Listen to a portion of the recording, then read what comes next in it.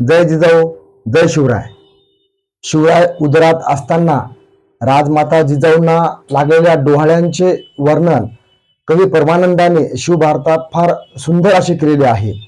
राजमाता जिजाऊंना उंच पर्वतावर चढावे, हत्तीच्या पाठीवर बसावे, वाघाच्या पाठीवर बसावे, सोन्याच्या सिंहासनावर स्थिर आसीन व्हावे, डोक्यावर शुभ्र छत्र धरले जावे, भगवा ध्वज उंच फडकवावा, नगाऱ्यांचा आवाज ऐकवावा, युद्ध करावे, धनुष्यबाण, ढाल, तलवार, चिलकत, युद्ध साधने धारण करावीत, दानधर्मे करावीत, गडकिल्ले जिंकावीत, विजयश्री प्राप्त करावी आणि नैतिकतेवर आधारित धर्म स्थापन करावा, अशा प्रकारचे डोहाळे लागले होते.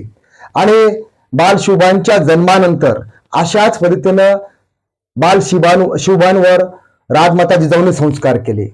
आज 21व्या शतकातील जिजाऊंच्या लेकींनी देखील सर्व धर्म समभाव निर्माण करणारे, स्त्रियांना सन्मान आदराची वागणूक देणारे, व्यसनमुक्त भ्रष्टाचार मुक्त भारत निर्माण करणारे, पर्यावरणाचा समतोल टिकवून ठेवणारे, शिक्षणाचे महत्त्व सांगणारे, भारताला प्रगतीच्या दिशेने घेऊन जाणारे, स्वातंत्र्य, समता, बंधुता, न्याय या लोकशाहीच्या मूल्यावर आधारित समाज व्यवस्था, राज्य व्यवस्था निर्माण करणारे आपल्या माता भगिनींना डोहाळे लागावे आणि तशाच पद्धतीने त्यांनी आपल्या मुला मुलींवर संस्कार करावे.